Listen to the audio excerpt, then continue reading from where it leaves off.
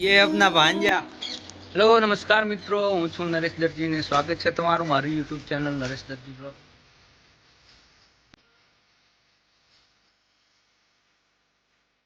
Hello નમસ્કાર મિત્રો, તો ફાઇનલી આપણે આપણી 4-5 દિવસની જે યાત્રા હતી સંપૂર્ણ કરીને આપણે આપણા ધંધાના સ્થળ ઉપર આવી ગયા છીએ અને આપણે ધંધે જઈ રહ્યા છીએ.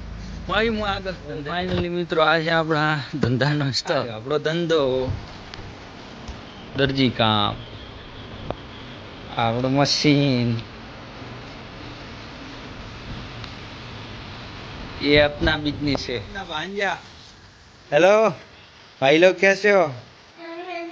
राम राम. जय माता दी. क्यों ऐसे क्यों बैठा है तो? अच्छा, ये फोन देखने का नहीं तेरे को?